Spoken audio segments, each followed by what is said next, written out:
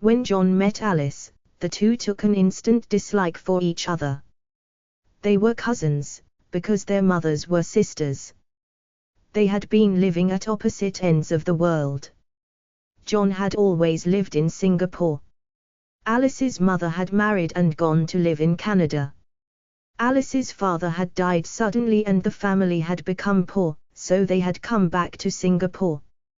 Being kind people, John's parents invited them to live with them. So that was how the two cousins met. Having been an only child, John was not used to sharing anything, so he resented the fact that now he had to share everything with his cousin. She was 18 years old, 2 years older than John, and seemed to tell him what he should do all the time. His mother and father too suddenly seemed to be closer to her than to him. Strangely enough, his aunt seemed to like him very much and spent a lot of time talking to him. This comforted him a little.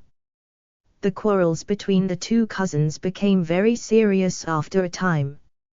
They were always bickering and each found fault with the other at the slightest excuse.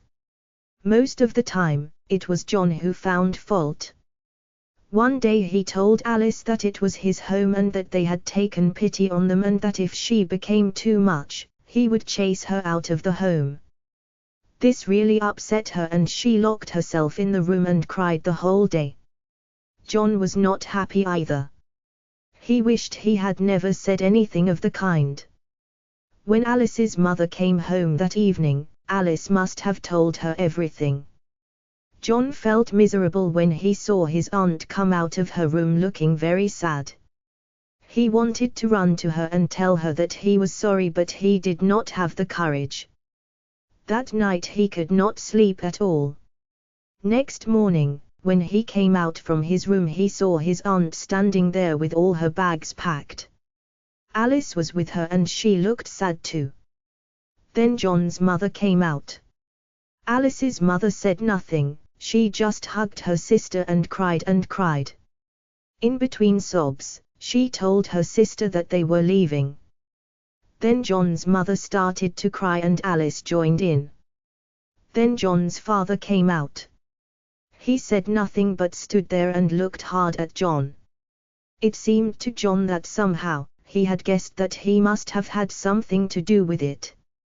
John felt ashamed. He walked up to his cousin and held her by the shoulders. "I didn't mean what I said. I am sorry," he said softly. Then he hugged his cousin and consoled her. Then he took out his handkerchief and wiped her tears. "From today, you are not my cousin anymore, you are my elder sister," he said, and started to cry. Then it was Alice's turn to wipe his tears. The adults just looked at the two of them. John's mother just took all the bags into the room and Alice's mother followed her. Still holding his sister, John looked at his father. His father stared at him for a long time and then said, "My son has grown up today. He is now an adult." Then he turned and went into his room. John took Alice back to her room to help her unpack.